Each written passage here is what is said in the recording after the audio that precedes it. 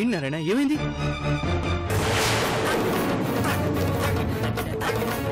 నా కూతురు తండ్రికి గౌరవమిచ్చే మనిషి అయి ఉంటే మొదటి రోజే నా దగ్గరికొచ్చి మీ మాట వినలేకపోతున్నాను, నేనెవరినో ప్రేమించాను అని చెప్పాను.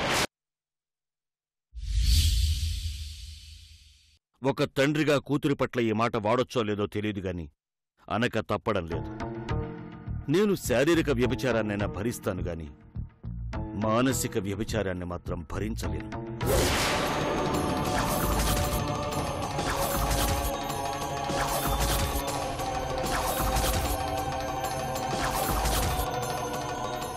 దయచేసి అంత పెద్ద మాటలు అనకండి అన్నయ్య. నా పరిస్థితి ఎలాంటిదో మీరెవరూ ఊహించలేరమ్మా. గాయత్రి మన పరువు పోగొట్టేవాణ్ణు, మనకి చెడ్డ పేరు తెచ్చేవాణ్ణు ప్రేమించలేదు నాన్నగారు. నువ్వొక్కడివే మాట్లాడలేదనుకున్నాను. నువ్వు కూడా మాట్లాడేశావు. నాన్నగారు, రోజులు మారాయి. జనరేషన్లో చాలా మార్పులే వచ్చాయి. కాలేజీల్లోనూ ఆఫీసుల్లోనూ ఒకరినొకరు చూసుకుంటున్నారు, ఇష్టపడుతున్నారు. ఇవన్నీ ఈ రోజుల్లో సర్వసాధారణమైపోయినాయి నాన్నగారు. నువ్వు మాట్లాడుతుంటే బళ్ళోని గురువుకి గుళ్ళోని దేవుడికి బుద్ధులు చెప్తున్నట్టుందిరా. గాయత్రి పొరపాటు చేసిందే తప్ప తప్పు చేయలేదు నాన్నగారు. ప్రేమంటే సెల్ ఫోన్లో మెసేజ్ కాదు, 2 రూపాయల రోజా పువ్వు కాదు, పార్కుల్లో తిరగడం కాదు అని మీరే చెప్పారు కదా నాన్నగారు. మన గాయత్రి ఎప్పుడూ అలా చేయలేదు నాన్నగారు. జరిగిన దానికి అందరూ కుమిలిపోతున్నారు. ఒక ప్రాణాన్ని కాపాడుకోవడం కోసం మీ దగ్గర నిజం దాచారు, అంతేకాని మిమ్మల్ని మోసం చేయాలని కాదన్నయ్యా. తండ్రి ఆశీర్వాదం లేక, అప్పగింతల సమయంలో ఓదార్పు లేక గాయత్రి ఎంత బాధపడుతూ వెళ్ళిందో తెలుసా అన్నయ్యా?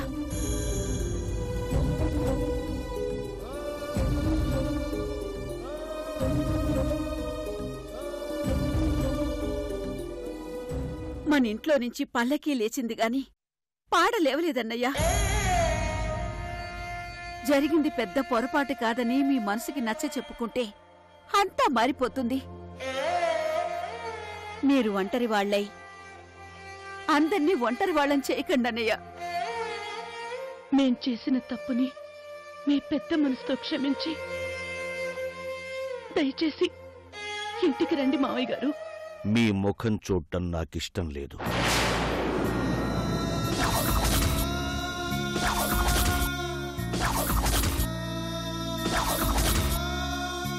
ఆ ఇంటికి రావడానికి నా మనస్సు అంగీకరించటం లేదు. నేను అనాథని, నాకెవ్వరూ లేరు. నన్ను ప్రశాంతంగా వదిలేయండి, వెళ్ళిపోండి. ఏమండి,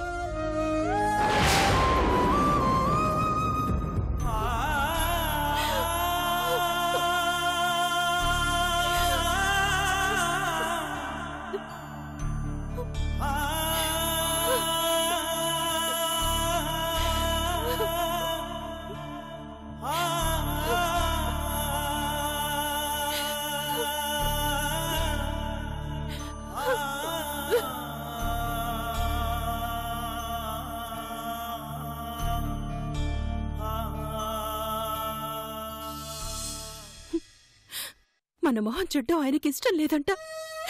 ఆయన కట్టిన ఇంట్లోకి ఆయనకు రావడానికి మనసు అంగీకరించడం లేదంట. ఆయన ఒంటరి వాడంట, అనాథంట. ఆయన అక్కడే ఉంటారా? ఇక రారా? ఎంతకాలం ఉంటారు?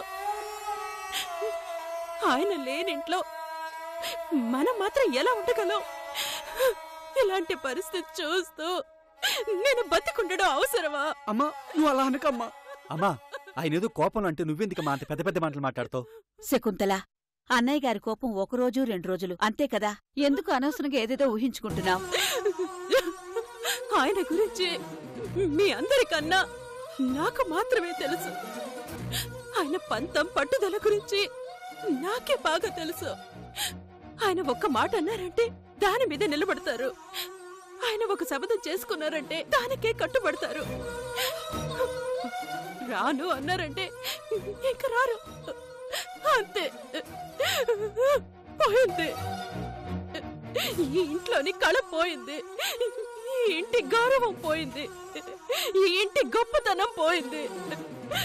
ఆయన లేని జీవితం నాకెందుకు? నేను బతుకుంటే ఎంత, చచ్చిపోతే ఎంత?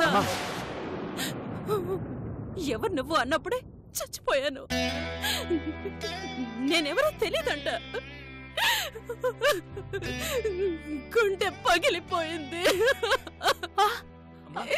భగవంతుడా,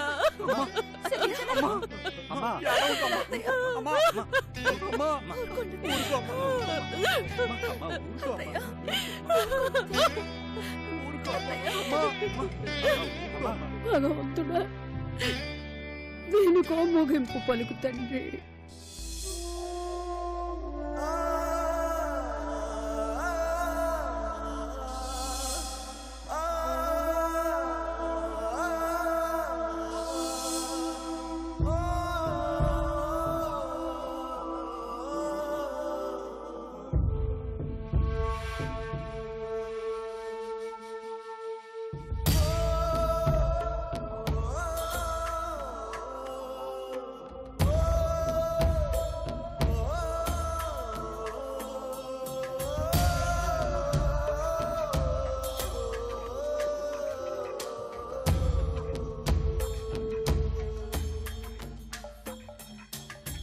బ్రతుకున తొలిసారి చనిపోయానులే, కలలతో కలబడుతూ పడిపోయానులే.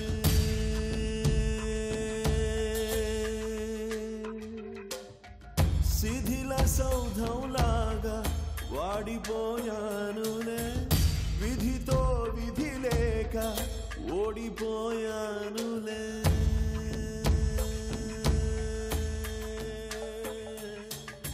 వేడి వేడి గాయాలు వెళ్ళమన్నాయినే, తీపి జ్ఞాపకాలన్నీ ఆపుతున్నాయినే. వెళ్ళలేక ఆగలేక వెల్లువయ్యానులే.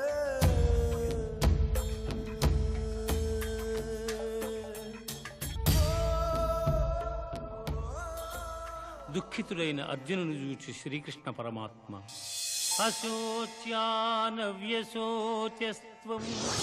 మన ఇంట్లో నుంచి పల్లకీ లేచింది గాని పాడ లేవలేదన్నయ్యా. జరిగింది పెద్ద పొరపాటు కాదని మీ మనసుకి నచ్చ చెప్పుకుంటే అంతా మారిపోతుంది. మీరు ఒంటరి వాళ్ళై అందర్నీ ఒంటరి వాళ్ళని చేయకండి అన్నయ్య. దుఃఖింపదగని వారిని గూర్చి దుఃఖించుట అనుచితము. ఆత్మానాత్మ వివేకులు అనిత్యములైన శరీరములను గూర్చిగాని నిత్యములు శాశ్వతములు అయిన ఆత్మలను గూర్చిగాని దుఃఖింపరు.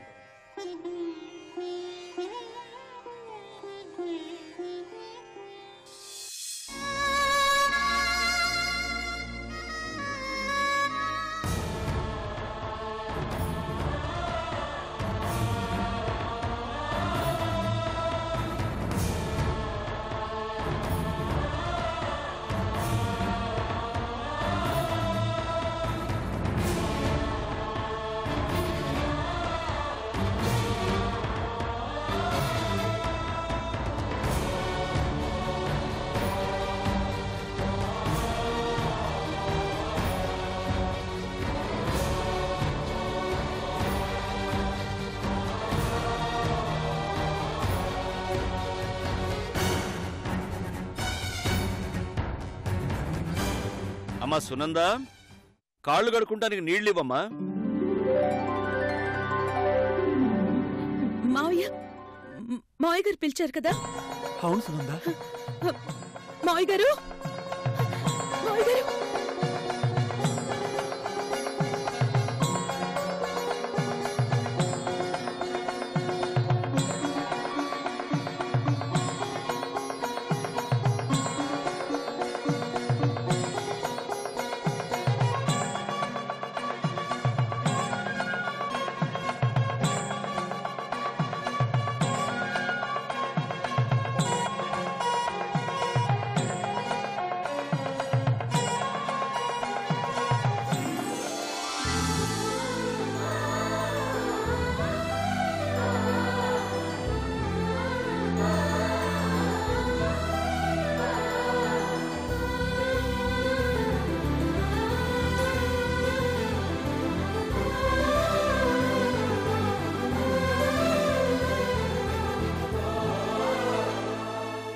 ఏమ్మా, పిల్లలు ఢిల్లీ నుంచి వచ్చేశారా?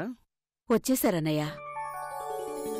శ్రావణ్, నాన్నగారు అంతా అయిపోయింది కదా, చదువెందుకు పోగొట్టుకోవటం? రేపు నువ్వు బయలుదేరు. హా, సరే నాన్నగారు. బాలాజీ, నాన్నగారు. అన్ని కార్యక్రమాలు అయిపోయాయి కదా, రేపటి నుంచి నువ్వు ఆఫీస్కి వెళ్ళు. అలాగే నాన్నగారు. సునంద, మావయ్య, మంచి కాఫీ ఇస్తావమ్మా? ఇప్పుడే తీసుకొస్తాను. అక్క, చెప్పు తమ్ముడు. కాస్త నరతగా ఉంది. కాఫీలో కలుపుకుని తాగడానికి ఏవో డ్రాప్స్ ఇస్తావు కదా, ఇస్తావా? అలాగే తమ్ముడు, అలాగే.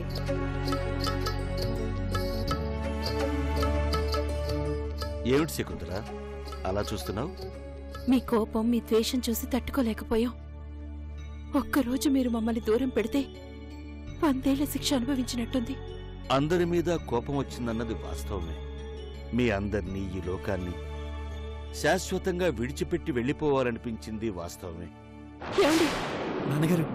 కాని చివరి క్షణంలో కృష్ణ పరమాత్ముడి మాటలు నా మనసుని మార్చేశాయి.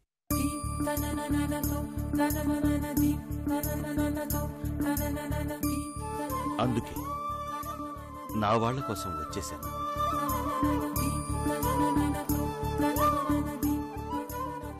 సముద్రానికి అలలు, ఆ అలలకి ఆటుపోట్లు ఎంత సహజమో, మనిషికి జీవితం, ఆ జీవితానికి కష్టసుఖాలు కూడా అంతే సహజం కదా అని వచ్చేశాను.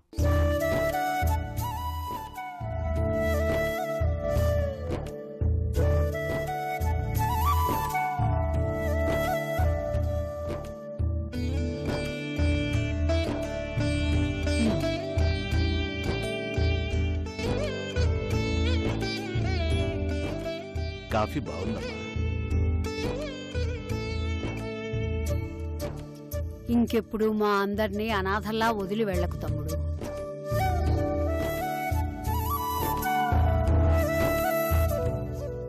ఇప్పుడు చూశారాన్నయ్య, అందరూ ఎంత సంతోషంగా ఉన్నారో.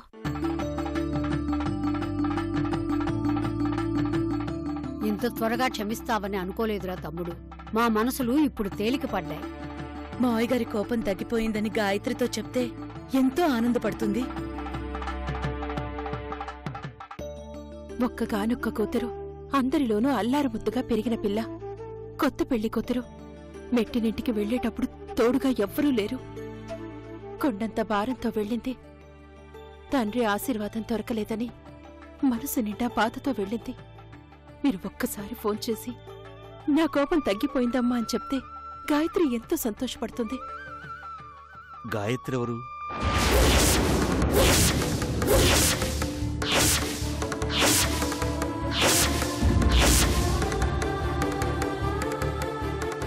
నిన్నే అడుగుతున్నాను, గాయత్రి ఎవరు?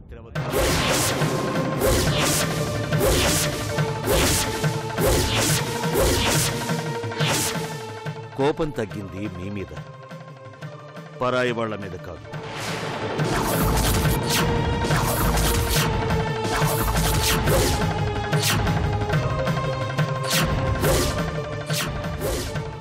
నా కుటుంబంలో గాయత్రి లేదు.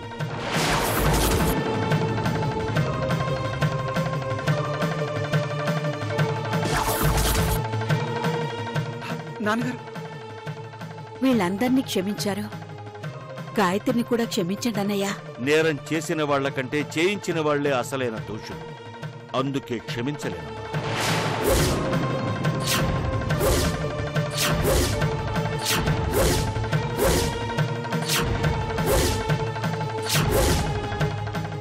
ప్రేమ పేరుతో అందరినీ మార్చేసింది, నన్ను నయవంచన చేసింది.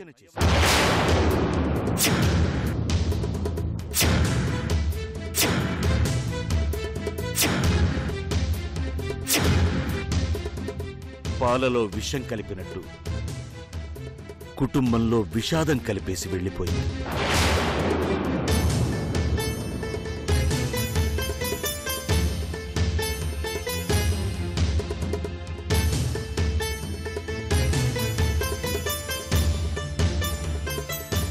అలాంటి దాన్ని నేను క్షమించను. నా దృష్టిలో గాయత్రి చచ్చిపోయింది.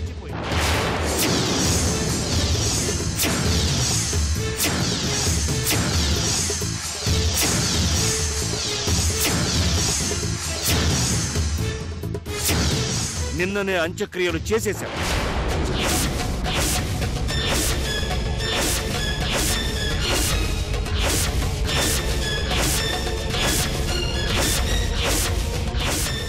జరిగింది నేను మర్చిపోవాలంటే గాయత్రి అన్న పేరు ఈ ఇంట్లో వినపడకూడదు.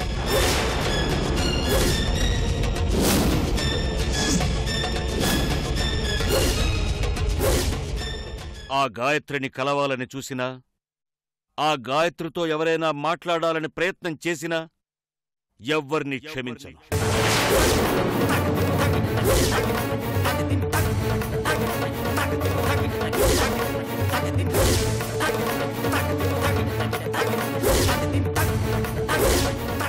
శకుంతల, ఆకలేస్తోంది, అన్నం పెట్టు.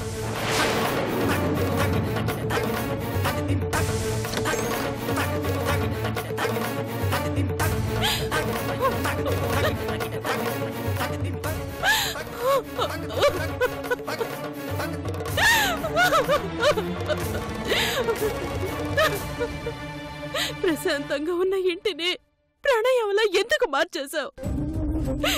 మా సంతోషాన్ని చూసి ఓర్వలేకపోయావా? చిరునవ్వులు చిందించే నా భర్తని రుద్రరూపం దాల్చిన శివుళ్లా ఎందుకు మార్చేశావు? నా భర్త అలా ఉంటే నేను తట్టుకోలేను.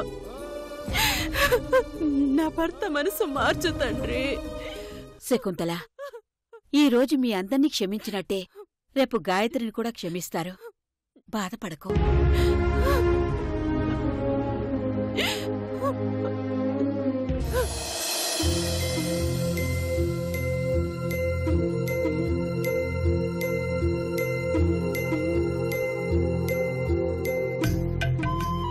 ఈ రోజు మొదటి రాత్రి అంటుంటే అలా సావకాశంగా ఉంటారేంటండి? ఏర్పాట్లేవి చేరా? ఏం కావాలో చెప్పవా?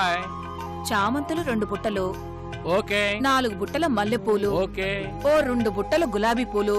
ఓకే ఓకే ఓకే ఓకే అంటూ గంగిరెద్దుల తలోపకపోతే రాసుకోవచ్చు కదా. అసలే తమరికి మతిమరుపు ఎక్కువ. హలో హలో హలో, ఇక్కడ 2 GB హార్డ్ డిస్క్. తక్కువ అంచనా వేయకండి మేడం.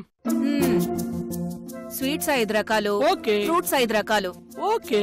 ఏంటమ్మా ఈ హడావిడి? మొదటి రాత్రికి ముహూర్తం బ్రహ్మాండంగా ఉందట్రా, అందుకే ఈ రోజు ఫిక్స్ చేసాం. అరే అరే అరే, ఎలా సిగ్గుపడిపోతున్నాడో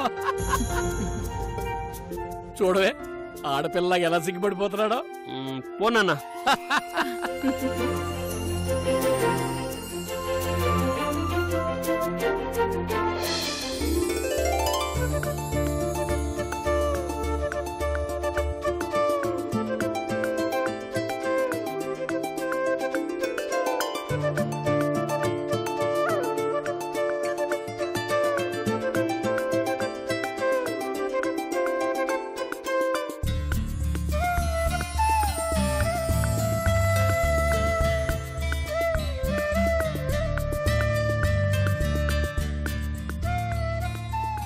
ఈరోజు మన ఇద్దరి జీవితాలకి ఒక మధురమైన రోజు, జీవితాంతం గుర్తుపెట్టుకునే రోజు. అమ్మా నాన్నలు మన మొదటి రాత్రి ఏర్పాట్లు చేస్తున్నారు. పువ్వుల పరిమళాలు, అగరబత్తుల సువాసనలు, ఆహా ఏమని వర్ణించను ఆ సుందర మనోహర దృశ్యాన్ని. ఈరోజు కిరణ్ చాలా హ్యాపీగా ఉన్నాడు, మాటల్లో చెప్పలేనంత హ్యాపీగా ఉన్నాడు.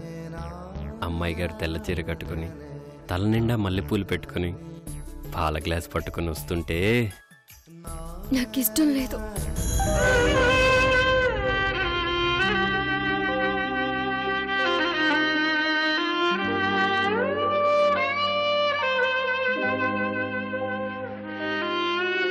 నాన్నగారు ఆశీర్వాదం దొరికేంత వరకు దయచేసి ఇలాంటి ఏర్పాట్లు చేయకండి. అది కాదు గాయత్రి, ఈ మాట మిమ్మల్ని బాధ పెట్టుంటే నన్ను క్షమించండి. నా మనసు మాత్రం అంగీకరించడం లేదు.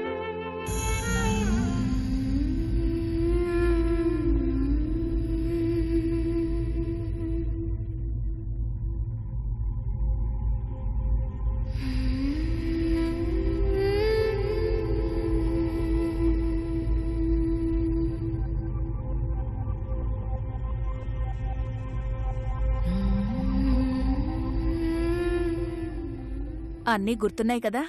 రాస్తున్నాను కదా భార్యామణి. ఇంకేంటి నాన్న? చెప్పు నాన్న, నీకేం కావాలి? ఈ ఏర్పాట్లు ఆపేయండి. ఎందుకు నాన్న? గాయత్రికి వాళ్ళ నాన్నగారి ఆశీర్వాదం దొరికాకే ఈ ఏర్పాట్లన్నీ.